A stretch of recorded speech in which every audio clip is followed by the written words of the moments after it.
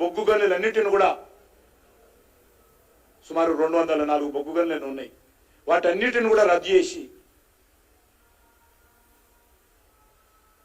చర్యలు తీసుకోవడం జరిగింది. ఆ రోజు సుప్రీంకోర్టు చెప్పింది, ఈ గనులు ఏవైతున్నాయో భూగర్భ సంపద ఏతున్నదో వ్యక్తులకు సంబంధించింది కాదు, ఇది ప్రజలకు చెందాలి. కాబట్టి ఎవరికి పడితే వాళ్ళకి ఇష్టారాజ్యంగా ఇవ్వకూడదు అనేటువంటిది ఆ రోజు సుప్రీంకోర్టు చెప్పింది. అందుకే ఈరోజు అదేవిధంగా సుప్రీంకోర్టు ఇచ్చినటువంటి తీర్పుతో కేంద్ర ప్రభుత్వము దీన్ని ఓపెన్ యాక్షన్లో ఇవ్వాలి. రాజకీయ నాయకులకు పార్టీ అనుయాయులకు ఇవ్వకూడదు. అది కూడా పారదర్శకతో ట్రాన్స్పరెన్సీతో ఈ యొక్క బొగ్గు గనులు కానీ మిగతా గనులు కానీ మైన్స్ కానీ ఇవ్వాలని చెప్పి సుప్రీంకోర్టు తీర్పు స్ఫూర్తితో కేంద్ర ప్రభుత్వం చాలా పారదర్శకంగా ఈరోజు బొగ్గు గనుల వేలం వేస్తున్న విషయాన్ని మనం చేస్తున్నాను. దాన్ని ఈరోజు టిఆర్ఎస్ పార్టీ తప్పడతా ఉంది. ఇప్పటి వరకు మేము 9 రౌండ్స్ బొగ్గు గనులను వేలం వేశాము. 107 బొగ్గు గనులు వేలం వేస్తే రాష్ట్ర ప్రభుత్వాలకు కావచ్చు, ప్రజలకు కావచ్చు సుమారు 37,000 కోట్ల రూపాయల ఆదాయం వచ్చింది. ఇందులో ₹1 కూడా కేంద్ర ప్రభుత్వం తీసుకోదు. ఆన్ రికార్డు చెప్తా ఉన్నాను. బొగ్గు గనులు వేలం వేస్తే కేంద్ర ప్రభుత్వానికి ₹1 రాదు.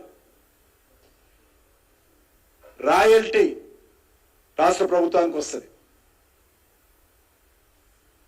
14% స్టేట్ గవర్నమెంట్కి వస్తుంది. సెంట్రల్ గవర్నమెంట్ ఏం రాదు. డిస్ట్రిక్ట్ మినరల్ ఫండ్కి వెళ్తుంది డబ్బు. ఒక ట్రస్ట్ ఉంది. ఇంకా ఫ్యూచర్లో దేశంలో మైన్స్ ఎక్స్ప్లోరేషన్ కోసము ఒక ట్రస్ట్ ఏర్పాటు చేశాం. ఆ ట్రస్ట్కు కొంత పర్సెంట్ వెళ్తుంది. కానీ కేంద్ర ప్రభుత్వం ₹1 తీసుకోదు. ఏదో కేంద్ర ప్రభుత్వం తీసుకుంటుంది. ఆన్ రికార్డ్ చెప్తా ఉన్నాను బొగ్గు మంత్రిగా. కేంద్ర ప్రభుత్వం తీసుకుంటుంది, కేంద్ర ప్రభుత్వం ప్రైవేటైజేషన్ చేస్తుంది. అర్థం పర్థం లేకుండా మాట్లాడుతున్నారు. ఎక్కడెక్కడైతే ఉదాహరణకు ఈరోజు ఒరిస్సాలో సంవత్సరానికి 36,000 కోట్ల రూపాయలు